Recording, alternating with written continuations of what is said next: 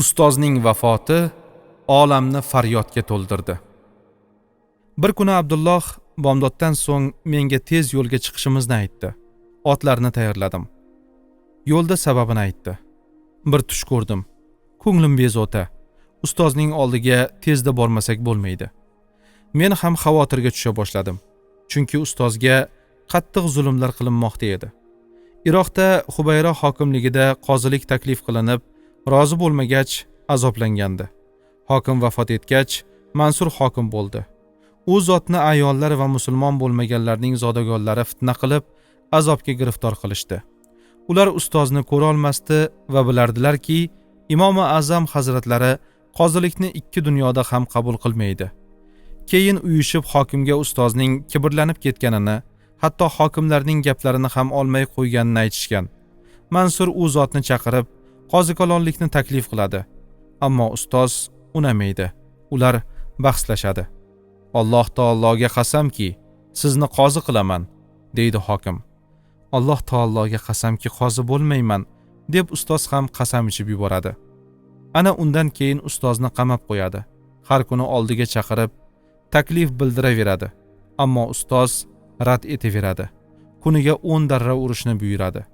Biz bu haqda eshitganimizda ustozni qamoqdan chiqarib olishga rosa urindik. Abdulloh amaldorlar bilan gaplashdi. Ammo hokimning qarorini o'zgartirib bo'lmadi. Ustoz bilan uchrashganimizda qamoqda bizga nasihat qildi.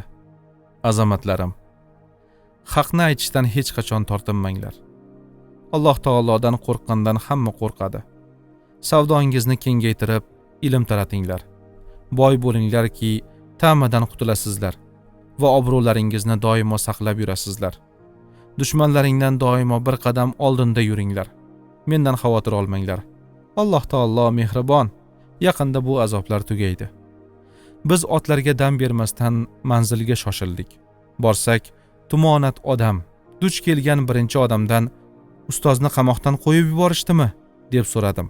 U bo'lsa, ko'zlarida yosh g'iltillab, ustoz olamdan o'tdi, deb javob berdi. Ko'zlarimga dunyo tor keldi. Quloqlarim hech nimani eshitmay qoldi.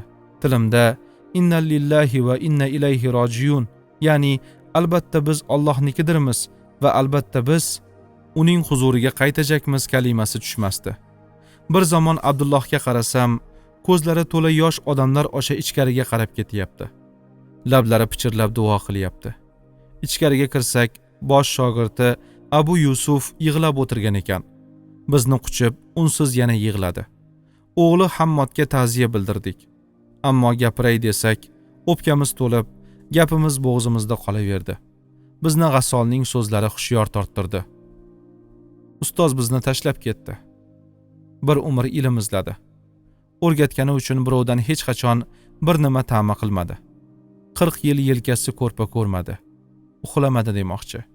Shunchalik ko'p ilm jamlanganidan qiyomatgacha ummatni charchatadigan bo'ldi. Men ming hasratda bo'lsam-da G'assolning gaplaridan qattiq ta'sirlandim. Dardim 2 barobar og'irlashdi. Bir tomondan ustozning endi oramizda yo'qligi bo'lsa, ikkinchi tomondan ilmlarni yozayotgan shogirdi Abu Yusufdan xavotirda edim. Ammo oradan yillar o'tib, xavotirim o'rinsiz ekanini vaqt ko'rsatdi. Unga sultonlar zug'um qilmadi va ustozning butun ilmlarini kitobat qilishga erishdi. Janozadan so'ng ko'pchilik ustozning haqqiga duo qildi. Shunday buyuk zotlar ustozning tirikligi uchun jonlarini fido qilishga tayyor edilar. Ammo vaqt soati yetgan inson bu dunyodan chin dunyoga ketaveradi. Hamma ham oila davrasida yo xursandchilikda jon beravermas ekan. Ustozimiz ming qiynoq ichra qamoqda vafot etibdi. Xufton namozidan so'ng Abdulloh vafoti sabablarini qisqagina, tafsilotlarga berilmay gapirib berdi. Men ham boricha aytib o'tirmayman. U zot haqida yozilajak asarlarda batafsil bayon qilinadi xudo xohlasa. Rosa 20 kun ortimizga qaytmadik. Ustozning shogirdlari ilmiy masalalarni, hazratdan qolgan ilmiy meroslarni jamlash bilan band. Abdulloh esa Imom Azamning o'g'li, Hammodga savdo ishini yuritish, pul bilan muomala qilish, bozor qonuniyatlari, narxlardagi farqlar, mahsulotlardagi alohida belgilar, raqobat ishi, tijorat odoblarini o'rgatardi. Men Abu Yusufning yozajak asarlari uchun ustozning ma'lumotlari asosida to'plangan qog'ozlarga belgi qo'yib, 4 izoh yozib turdim. Ishlar bitgach, yo'lga tushdik. Ortimizga ming dard bilan qaytdik. Ammo biz hadisi sharifga amal qilishga tirishamiz. Mo'l ko'lchilikka shukr, balo ofatlarga sabr, qazoga rozi bo'lamiz. Ustozning joylari jannatning eng yuqori darajalaridan bo'lsin.